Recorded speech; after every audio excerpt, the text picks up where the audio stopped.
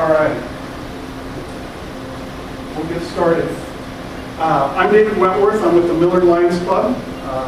And we're here today to talk about club president, becoming a club president. Either, I should say, congratulations, you're a club president or an upcoming club president, or I'm sorry that you're an upcoming club president. You know, you got your arm twisted, or whatever it was, to become president of your club. But hopefully by the end of the presentation, you're going to understand that you have the easiest job in your club. What I want to do is I want to put you guys on easy street. I'm going to show you ways to make becoming president of your club very easy for you. I think the one caveat and the reason people do not want to be club presidents is for what I'm doing right now to you. Standing up in front of a group of people and speaking publicly. That's the reason. Because when we get done with this presentation, you're going to understand the rest of it takes care of itself. And this is the hard part, is getting up in front and running the meeting. And we'll give you some clues and some hints of how to make that happen and make that better for you. It all starts with leadership. You have to be a good leader, obviously, to become a good president. The definition of leadership is simply the ability to get work done and through with others, while at the same time winning their confidence, respect, and their support. Now that's what you're going to do as a president. You're going to get work done by your members with their support towards your goals of what you want to accomplish during your year as president. That's simple leadership. Vince Lombardi said that leaders are made. They are not born, and they're made just like everything else has ever been made in this country, with hard work.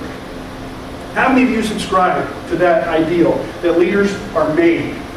Raise your hand there. Okay. How many of you believe leaders are born? I'm going to raise my hand there, because I feel I fit that category. I think there are some people that you just know that take charge.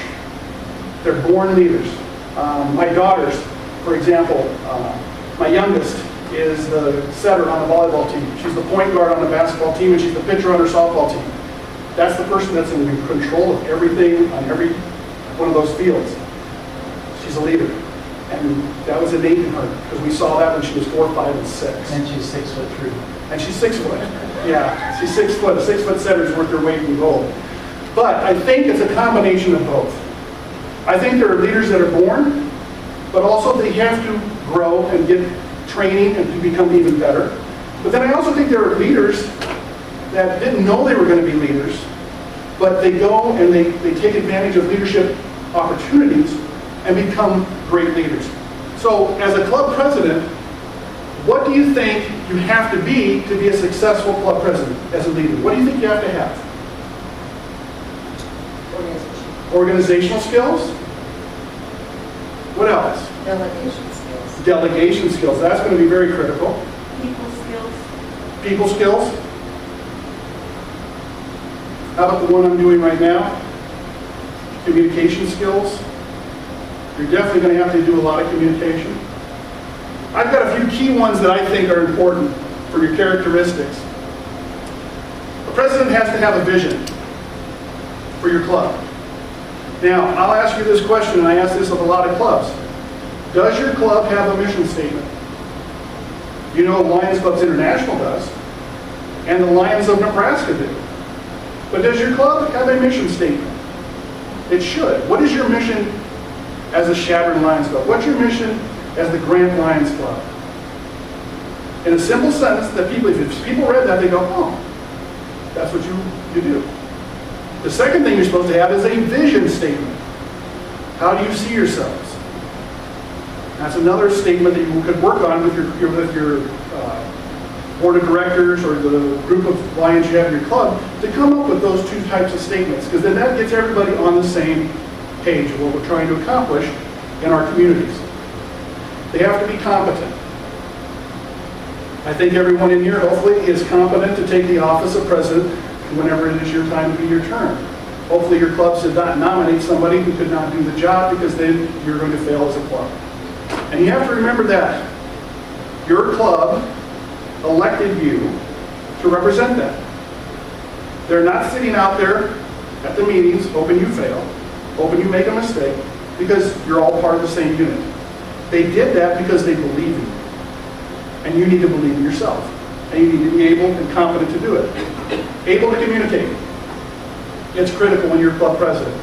You will do a lot of communicating. You will communicate with your vice presidents. You will communicate in front of your members. You might have a chance to communicate with some partners that you partner with. But you're going to have to do some communication. That's not only verbal. There is still in this world this thing called email now. And you have to communicate via email. You have to be motivated. As you are motivated, you help motivate others. So if you're excited to be club president, you're excited about what we're doing in our club, your club will hopefully be excited with you. And you got to have them buy in with it. You have to be optimistic. I don't think anybody wants an Eeyore for a club president. And if you don't know who Eeyore is from the Winnie the Pooh things, he's the one, oh, poor me, I'm a gloomy Gus. That is not what you want sitting up front of your club. You need to be the optimistic person saying, we can do this, we can accomplish anything in our organization. You have to be catalytic. Does anyone know the definition of what a catalyst is in chemistry? It's a center. Catalyst is a substance that makes a reaction happen without affecting the end product. So think about that. As a club president, you are the catalyst. You help make you help make something happen, yet you don't alter the product. What I'm saying there is you're allowing your chairman or whatever to do their job. You're the catalyst to help them get their job done. But you don't tell them how to do their job or anything. It's their job to do. But you're the catalyst to help that along. And you have to embrace change as a leader, especially in our organization. Times have changed. We're 100 years old. Technology has changed. And if you don't embrace that technological change, your club's going to get stuck. Especially as we talk about trying to bring in new members and younger members.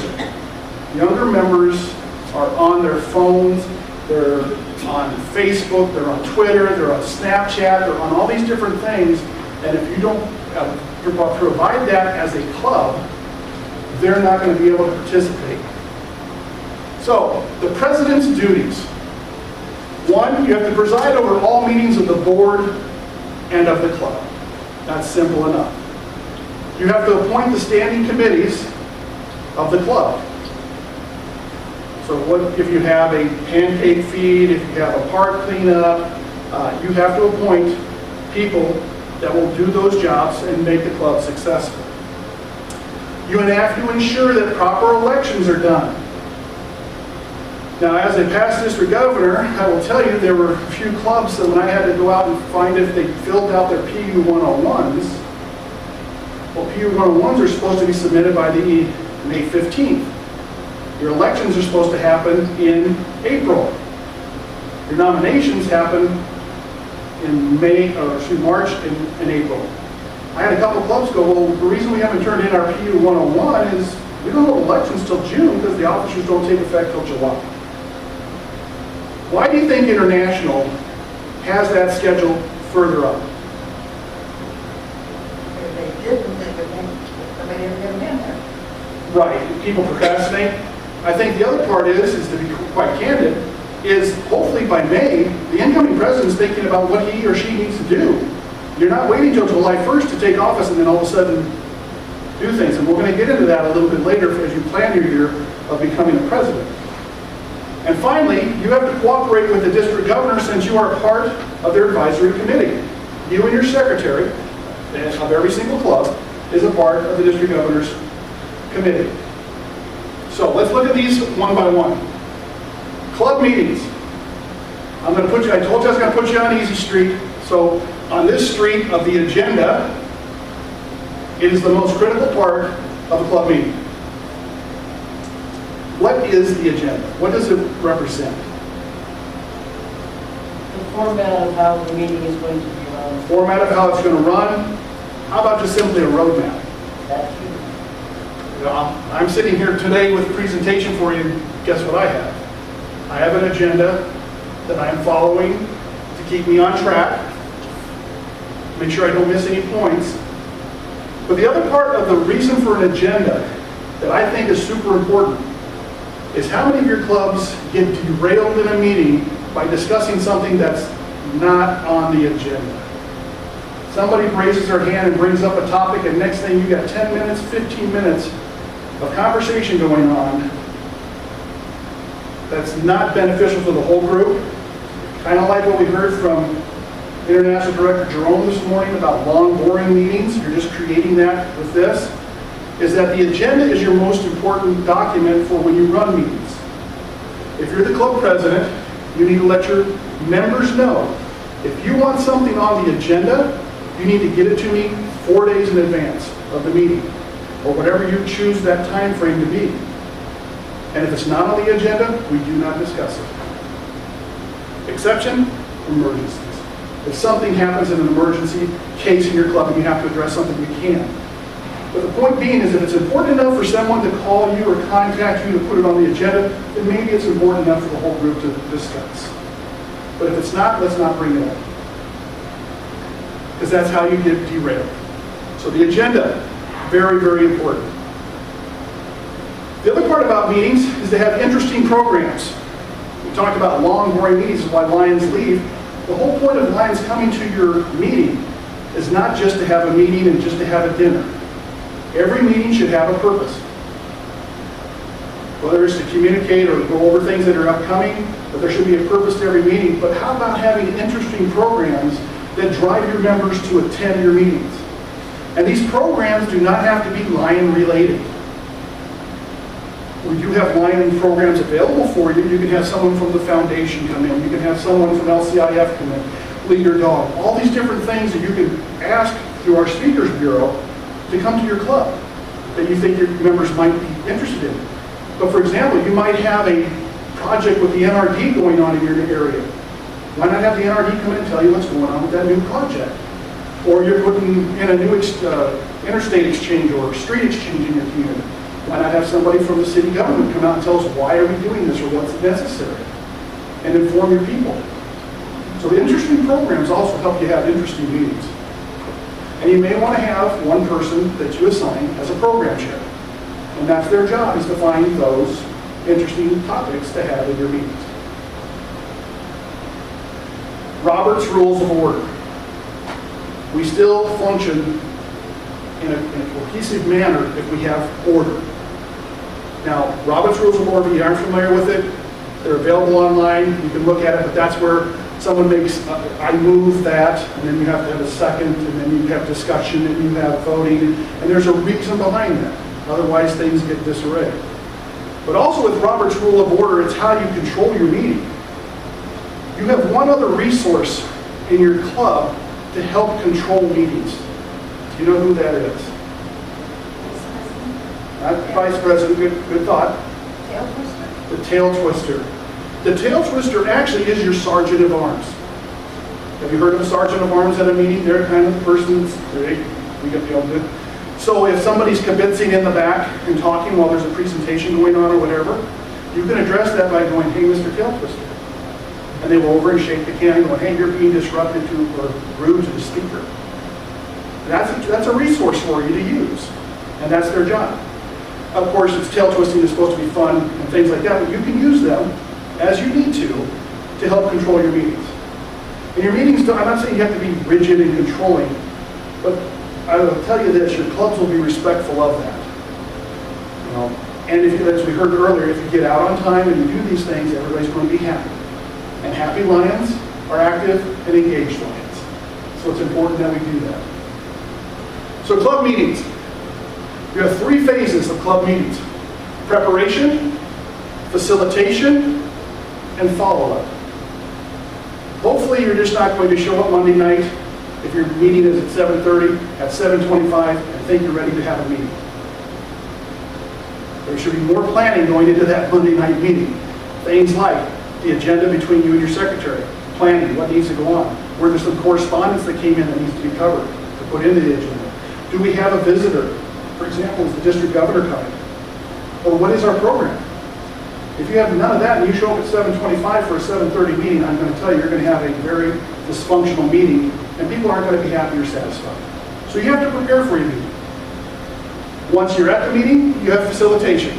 Basically, you're up in front of the group, and you follow the agenda, you go through the program, you have a good meeting, you thank everybody, you adjourn, and you're done.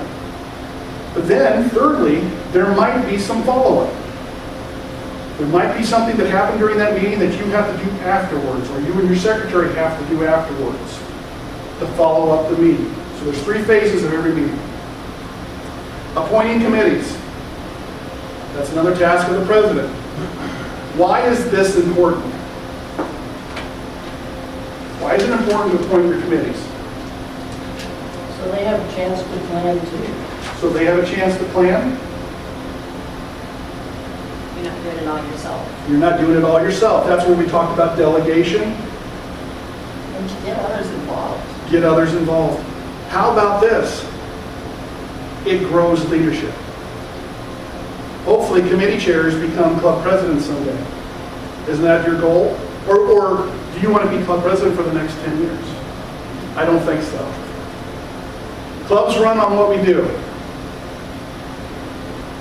That's why it's important to have these committee chairs. We run on what we do. We're proud of our projects. We're proud of our fundraisers and the things that we are able to contribute to. If we don't have committee chairs, we can't do those things. A good way, as I said, to grow future leaders. Now, if you've got someone in your club that just is real hesitant to move up into a leadership role, does anybody have an idea of how you can maybe get them to accept some form of leadership? Write down these 4 letters. A, S, S, T, period. Do we all know what that stands for? Assistant. You ask somebody to be an assistant committee chair, an assistant this. Because everybody that thinks they're an assistant means they don't have to do anything.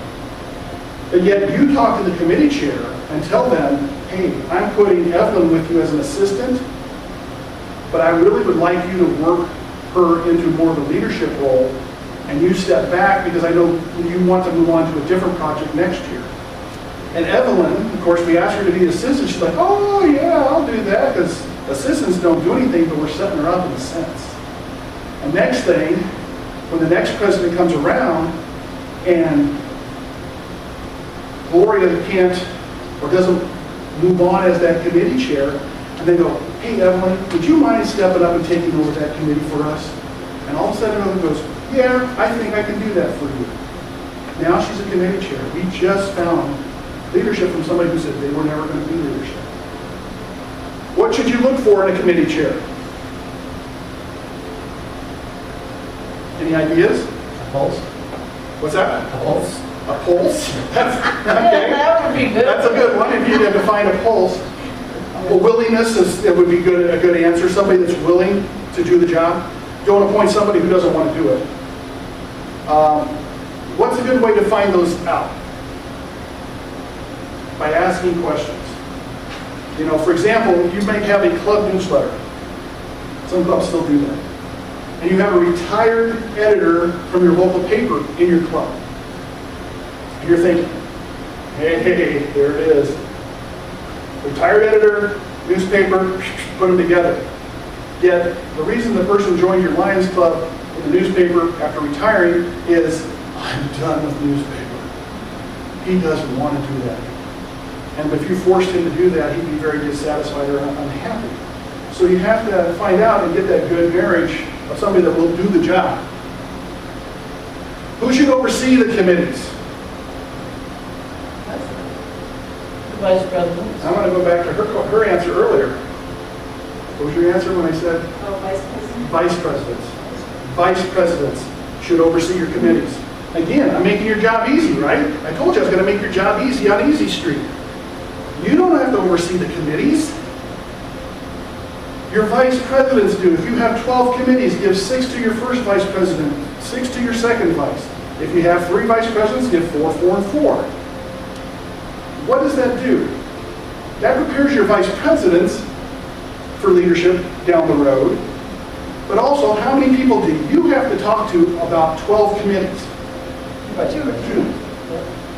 You have to talk to your two vice presidents, because if they're on top of their committees, you don't need to call 12 committee chairs. You call your vice presidents, and they tell you everything you need to know. Simple. Makes it easier for you. That's all I'm trying to do, to make this the easiest job. So vice presidents, yes, is what you want to do. Elections. We already discussed that briefly, but elections are critical to club success. You have to have a nomination committee to put forth the officers. Once the slate of officers is submitted, then you have to vote, and then you have to turn that in on your PU 101. And that has to happen by May 15th. Very important. And the reason it's important for us as well is that's where we garner all of our information for our who's who. And so some of our clubs get mad when they say, well, we got the wrong stuff in the who's who. Well, did you turn in your PU 101 on time? Because we have deadlines to get those names in. And if you happen to know what a who's who is, it's our little handy guide of all the leaders in Nebraska that you need to look through and can get you all the information you need. And it's a very valuable tool for a president, is your who's who. And then as a member of the District Governor's Advisory Committee, here's what we expect. You need to attend zone meetings. There should be 3 zone meetings minimal in your zone every year. Your zone chair should set up 3 meetings. You're expected to attend those zone meetings. Some of those zone meetings will have programs, but the main reason for the zone meetings is to get together, discuss activities that you're doing as clubs, share ideas, share your troubles, because you have some other people in your zone that might have had a similar experience and can tell you how they solved that same problem, rather than you having to champion it all by yourself. Attend 4 district meetings. You'll have your summer cabinet meeting coming up here in late July, early August. You have the fall rally, which is held in the middle of the state every year. You'll have your midwinter convention, which is usually in February or March. And like today, we're at our state convention here in June. So we would like, as part of the District Governor's Committee, for you to participate in that, because every one of those meetings is a District Governor's Cabinet meeting. Promote the attendance to your club of these meetings. We'd like to see a lot more people show up to zone meetings. It's not just the responsibility of the president and the secretary only to show up to a zone meeting. Bring some of your members along with you, especially if they have a very interesting program that's going to happen that people might be very interested in participating with. So get them out to zone meetings. Get some of our members out to the fall rally. You'll understand it's a very wonderful event to recharge our batteries. We do some training. It's a great time in the fall to get excited. Midwinter is when we hold our elections for our governor and things like that. And that's important for people to see how that works, especially if maybe there's some individuals in your club who have maybe aspirations someday of moving up through the ranks after becoming a president to a zone chair and then on to a district governor. And then you need to support the district governor programs and theme, as well as the international president's program and theme. But your district governor should have their own theme or program for the year. And as part of the district, you need to support that. Club leadership, the president. Could you back up just Yes. a second and give me some dates for the, like when should we do the, you said the elections are duly called, noticed, and held. So we need the dates when you should do those. You need to have everything. You need to nominate your officers in March. Okay? You need to submit the slate of officers twice in April and vote at the last one in April if you have 2 meetings. And then you have to submit your PU 101 by May 15th of that year. So like in March, get your group together, whoever figures out who's going to be your presidents, or who are you going to nominate to be second vice, to move up to first vice, and so forth, who are going to be your board of directors, who's going to be your lion tamer, who's going to be your tail twister. You know, you need to put all that together in March. For example, our club does it with the past presidents meeting. The past presidents of the club get together and they have the immediate past presidents in charge of that meeting we all get together and put forth the slate of officers for our club. And that's not always an easy thing because, you know, that's the immediate past president. That's the person that has to ask somebody to step up to become a second vice president. And there's some people so you call. Hello, Lion Joni, would you like, we're looking at the meeting, would you like to move up to second vice, your board of directors, this and that. Oh, well, thank you. Now, Joni said, now you're back. And one of the best ones that I had in our club, we had a gentleman that got on the phone, and his phone skills aren't great, and he's on the phone with the guy going, hey, Lion Jim, Bernie here. Yeah, we're at the meeting for President's Past, and we're putting forth a slate of officers, and, well, you wouldn't want to be maybe the second vice president next year? And of course, all of us in the room are thinking, there's no way this guy's saying yes to that. He gave him the perfect out. Okay, thank you. He hands it up and he goes, he'll do it. So it works, but you have to ask. And so does that help? Yes. The P101 is done by the secretary? Yeah, by your secretary, exactly. So if you do a lot of these things and do them well, then you just might get yourself on the face on a mountain as a club president. But again, I talked about it. This job of being a club president is the easiest job in the club. Your vice presidents are in charge of committees and should be doing their job. Your secretary handles all the correspondence and paperwork and attendance and reports and everything else that has to happen. You assign a program chair to find your programs. What do you have to do? You have to show up to meetings and lead them. And you're encouraged to go to other meetings. So it's time is really what comes down to being president. But the responsibilities and as a tough job, not so bad. So planning your year. 2 questions you need to ask as a president. What's the most important thing I want to have happen to my fellow Lions? Because here's where we're going to get a little bit selfish, if that's okay. Because you are club president for hopefully just a year. And it's your year, and you need to embrace that. So ask that question. What's the one thing you want your Lions in your club to get out of this next year when you're president? And it can just be simply, we need to do more service. Our club is great at fundraising, but we're not doing enough service. And so this year I'd like to see us do more service projects. So as a club president, you're working with people in your club to come up with, give me more ideas of what we can do just to serve. It's not about the raising. We do good money raising, but what can we do? Park cleanup, highway cleanup, the kids site program. We can bring in the cameras and screen kids' eyes. Those are all service projects. And those are the kind of things that people get excited about hands-on. I know that people get really excited about trying to sell pancake tickets or standing outside of a store with a bucket for White Cane Day. That's not the same thing of going in and to a school and helping some children or screening somebody's eyes. It's a big difference. And I said it, to be selfish, what do I personally want to get out of my year as president? I'll give you an example. I was president of my club in 1995 and 96, as well as 96, 97. I was a 2-termer. And I asked these questions, and that's where they come from. My club met at the high school. And at the high school, you can imagine, when the school closes down in May and doesn't open up until August, we lose our meeting place. So we didn't meet all year round. And there's things that happened in the summer that we were missing out on. So I said, we need to meet year round. And I found a way to make that happen. We had 2 meetings outside the school in the summer.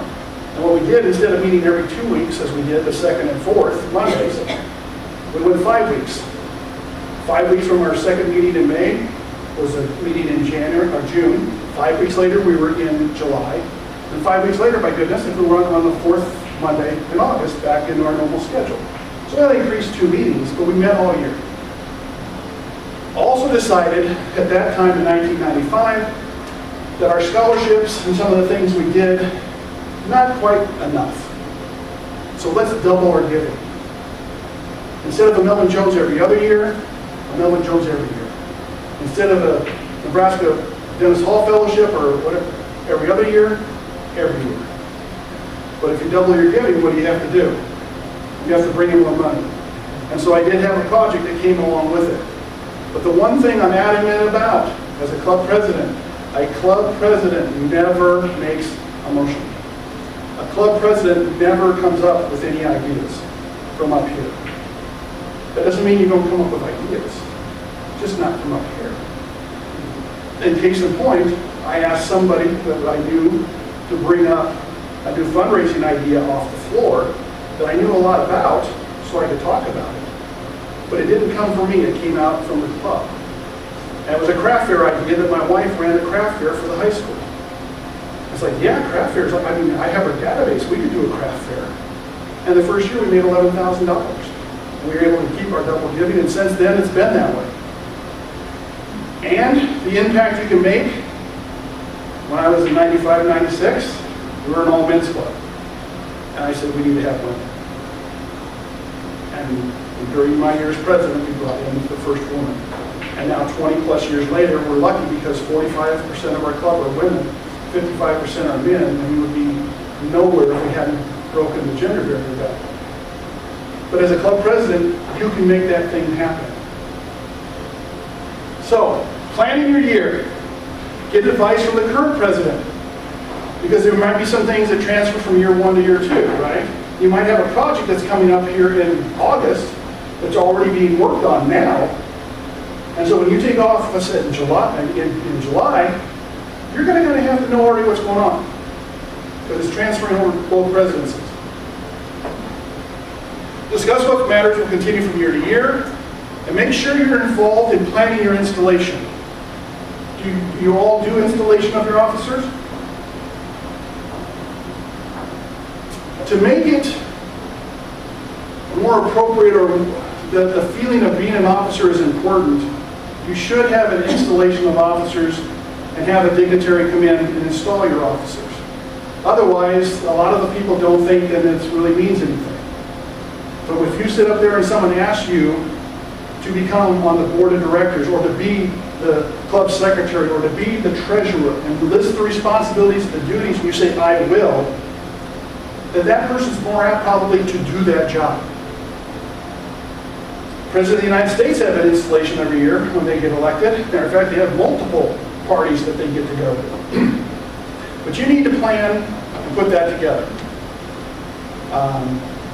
For example, the president before me in my club had his installation of officers at a hotel in a nice ballroom at $30 a person, plated dinner, dress up, ties, the whole 9 yards.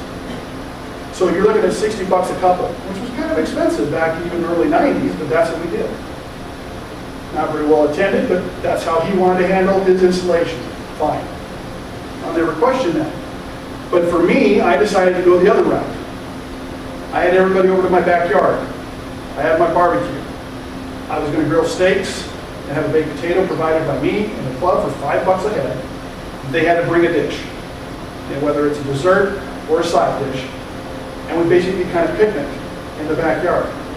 But I wanted to send a message because I cooked the steaks and I served my fellow club members, and that's how I wanted to let them know that's the way I want to be a president. I'm here to serve you. I'm not up here to take all the credit or anything like that. I am here for you. And they appreciated that, and they enjoyed it. We had great attendance because it was $10 a couple. I ruined my wife's nice dining room table permanently because of the hot potatoes. But other than that, the next year everybody asked, are we going to do the same thing when I had to be president the second time? Are we going to your house again? I said, sure, we'll do it again. You guys, yeah, we loved it. Now the second time for the installation of officers, since it was the second time through, I have a friend of mine that has a comedy type installation of officers. So we did that, different with red noses and crowns and all that. To make it more fun. But you need to be in charge of that part of your deal. Is there is that all written out somewhere? Lions stuff we can look up to see? You can. You can go on the, for example, you can go on the LCI website, and there, for example, as a past district governor now, there is a a protocol or sheet on installation of officers that's 7 pages long on what you can read to the people as you install them as a formal installation. For example, you also might have past district governors in your own club, and you could use their talents as your installating officer. But does that answer your question, or what do you think? Yeah, that's exactly what Okay, Gloria? In our district, Chris Gentry just installed our officers using a baseball team. And a baseball, very effective. And Ron has done one using different types of hats. And he loves Great, doing yeah. that kind of You thing. gotta make it, it's fun. That's what, it's a party. There's people out there that are willing to go Yes. do those things for you. And of course, the baseball idea, I gotta love that, because, my district governor gift was a baseball bat, and I stole that from Chris, because his was baseballs. Yeah, he had a baseball, we also had a baseball. I know Marilyn, for example, Marilyn Epperson from, the current district governor, she has one that's based on, and you guys will love it, because it's football. Who's the quarterback? Who's the tailback? Who are the linemen? Who are the, she's got a really nice one too, that she's done, that's very good. Contact your district governors, past district governors, they have. They have a lot, that's a resource to use for your installation of officers, but again, it's important to have that event for people to take it seriously. That you've been asked to step up, and this isn't just in name only. I'm asking you to help me, and I'm going to tell you right now, the one most critical decision you will make in your career as a president of a club is who you pick as your secretary. Your secretary will make you successful. Pick the right person there, because they do all the work. That's the hard job. My father-in-law, who's also a Lion, told me when I became president, he goes, well, what year were you secretary? I said, Papa, I haven't been a secretary yet. He says, how can you be president without being secretary first? Because the secretary knows everything about the club. And that's how he felt you should move into the presidency, is through the secretary. Because that's the person that knows everything that's going on with international, the district, and the club. I think it's a valid point. But if you look at a lot of our clubs, we have a lot of secretaries for life, don't we? And there's nothing wrong with some of that too, that they do a good job. But your secretary will make you successful. All right? Finally, you need to have a notebook or something, or for example, if you're a computer person, a folder on your computer for all the emails you'll get. Now, when I first did this presentation, it said for all the paper you used to get, because this presentation is over 15 years old. When I used to train presidents 15 years ago, you got a lot of stuff in the mail with Lions. You no longer get things in the mail with Lions anymore. Lions has gone totally electronic. All reporting is electronic. Secretaries are not really allowed to turn in paperwork to international. It has to be all through the MyLCI website. And you will constantly get bombarded with emails from LCI, LCIF, which is Lions Clubs International, the Lions Clubs International Foundation. You'll get bombarded with your district governor sending you from your global leadership team, your global membership team, your zone chairs. You'll be getting a lot of that stuff, so you want to keep it all in a folder to keep track of it. So, committee assignments.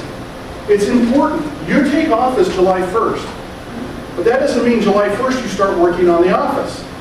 You should be working right now. Actually, you're probably behind the schedule here in June, but if you're a president taking office in July 1st, you should already have some of your committee assignments, if not all of them, assigned by now. The people that are going to step up for you next year. Don't wait until you take office to react to that. Club financing. You need to set up a budget as close to July 1st as possible. And your budget is critical. What is a budget? Anybody give me an idea of what is your budget? Financial plan for the year. It's your financial plan for the year. That's a good point. Anybody go to that big stadium in Lincoln and watch those guys play football? What's on each end of the stadium that keeps track of the score? A scoreboard. I'm telling you, your budget is your scoreboard. Because you present it, and your club members are looking at it, and they see if we're scoring touchdowns or we're not. Are we raising money? Are we giving away our money? It's important. What's the number one reason husbands and wives fight? Money. What's the number one reason Lions clubs fight? It's money too. That's why your budget is so critical. Your budget gets approved by the club immediately in July. but you're going to put the budget together with your board of directors. So you lay out your budget. It's got everything in there that you need. You probably have a contingency plan, some other things for emergencies that aren't specific, right? But you present that to your club, and your club accepts that budget. You never have to talk about money again all year. Everything with the budget happens by the board of directors. You do not ask the club to spend money. You go to the board of directors saying, in our budget it says we have $500 for Radio Talking Book. Are we ready to give that? And the board says, yes. It's done. You don't even bring it up to the club because there might be some, I don't like Radio Talking Book. We don't need to go there. We've got it. You've been approved. Now you may come to the club the next meeting and say, just like to let you know at the last board meeting we moved that we paid our Radio Talking Book. We paid this, and we gave that donation to so-and-so. You can tell them, but you don't have to ask their permission because you've already had it in the acceptance of the budget at the beginning of your year. And as long as it's in your budget, it's okay. Now, if you come from something that's outside that budget, then yes, it has to go back to the club. But hopefully you don't have too many problems with that happening. But get your budget approved because then you aren't going to argue about money. Years ago, I had a situation where one of our clubs was struggling, and so the district governor and myself went down to talk to him, and it was about money. And it was because they funded something at the swimming pool complex, and somebody else wanted something funded over here, and they said no. And of course that person got mad. Well, why did they fund her project, but they won't fund my project? And so we asked the club, we said, where's your budget? We'd like to see that. I said, what budget? Your annual budget. We've been a club 49 years, we've never had a budget. And that's why you're having this problem. Because, yeah, why did you spend money for her and not her? I understand, I would be offended too. Now they have a budget, and now everybody's on board, and it's alleviated problems, but I can understand where that gripe came from if you don't have that budget. And hold your board meeting as close to July 1st as possible. So you get everybody, get all your stuff done, so you're ready to roll at the beginning of the year. The best executive is the one who has the sense to pick good people to do what he or she wants done, and the self-restraint enough to keep from meddling with them while they're doing it. Theodore Roosevelt. Here's the situation of why I say this job can be the easiest job in the club. Is if you surround yourself with great people, great committee chairs, a great secretary, a great treasurer, great vice presidents, and you get out of their way, everything will go great.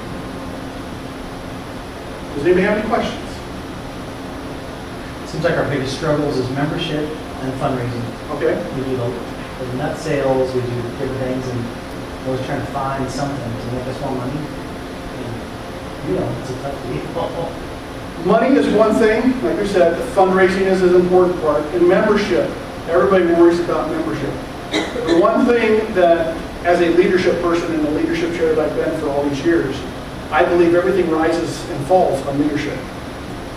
If you, as a president of your club, are an exceptional leader and you meet these standards and get these things done, you'll have people that are happy in your club so they don't leave, which keeps your members. That's a good thing. Or people who see what you're doing from the outside, they say, I want to be a part of that. For example, I always ask this question, how many of you would invite someone to come to your club meeting? Okay, then you obviously have a good club. I know some other people that I've talked to, they said, I'd never bring a person to my club right now. The way we run, disarray, arguing, whatever. You know, when you think about it, if, as we talked this morning, it's better to introduce people to Lions through projects rather than come to meetings, but a lot of us do that. We bring somebody to one of our meetings, and here we are. And if you're running as a president and your meeting is going long and boring and out of control, and all of a sudden we're discussing something over here between these two people, and you're a potential new member, are you going to come back? Probably not. But if you have a meeting where people are talking about, well, I just wanted to stand up and let you know what we did at White Canyon, and we got this done and that. And I'd like to tell you what we did about the park cleanup. And people are like, wow, these people really do a lot.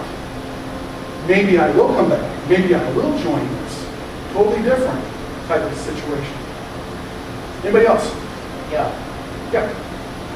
What do you do when you have someone who comes up and says, I'd like to come to your club, and of course I'm delighted to have them come, but then you have other club members who are badgering them to join, handing them an application immediately, but maybe that's not where they're at yet. They want to find out what we are first. Evelyn, you got a very good point there. Sometimes when we do ask somebody to come to the meeting, we ask them to join right after that meeting. And that's a hard sell and a pressure. I'll give you a personal example for myself. My best friend brought me to Lions in April, into the Millard Lions Club. I attended because I just moved to the area, and I was interested, and he's my friend, and I wanted to see what it was all about.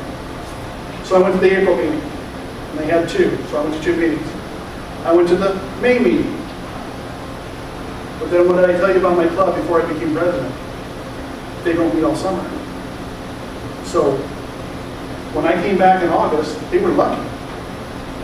Well, maybe they weren't so lucky, because I joined, right? No, but I mean, they could have lost me easily without being on. But I mean, I did not join until October. It took 5-6 months before I actually joined the Lions Club. And there's nothing wrong with that. And trying to pressure or twist somebody's arm is not the way to do it. You know, so don't be overbearing if they're interested. I lost those two people though. Yeah.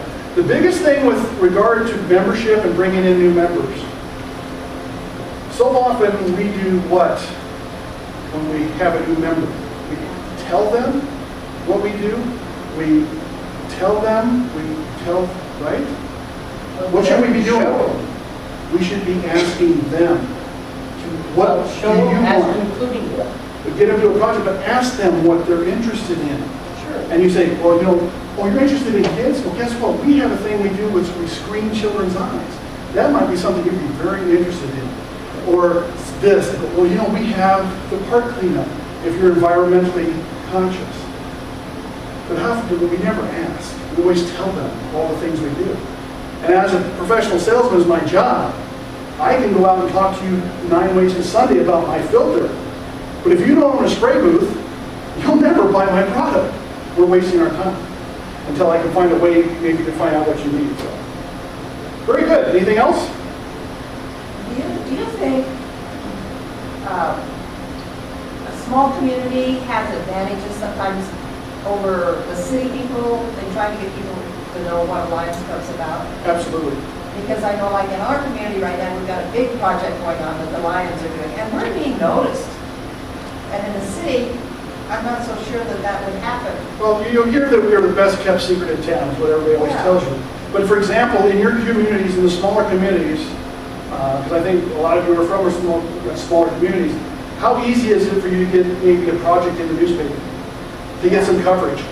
You cannot get that in the big cities. In the big cities, because if they cover my Lions Club, they've got to cover your Lions Club, they've got to cover the Kiwanis, they've got to cover the Optimists, they've got to cover the JC. They're not going to do it. Unless you do something spectacular, then you'll get some recognition. So yeah, in the big city, it's hard unless you're, for example, like, let's say, Papillion, which is a big city inside of Omaha, but they still have their own government, they have their own newspaper. So that's kind of, they have that opportunity. They're small. Millard, for example, where I'm from, we've been annexed by Omaha, so we don't have our identity. And that's one of the problems we have. For example, let's look at Heflin's situation in Lincoln. We have 3 clubs in Lincoln, Nebraska. Lincoln Bethany, Lincoln 21st Century, and Lincoln Star City. Does that tell you anything about who they are, what they do, and where they are? No. But Chadron tells you where you are. Grand Island tells you where you are. Lexington tells you where you are, right? But that doesn't help her because there's that loss of identity because of a big city and you're a club inside of it. Along with all kinds of other groups that people have heard of Kiwanis, they've heard of whatever, and when they see you with your Lions, what's that? Well, I am a Lion, and would you like to know about Lions? Well, I thank you for attending. Hopefully you'll see that we put you on Easy Street. And if you have any questions in the future, I am in the Who's Who. You will get a Who's Who. I will be in there next year under leadership in District 38N. Don't hesitate to give me a call or send me an email. Thank you for attending. Tell me your name again. David Wentworth.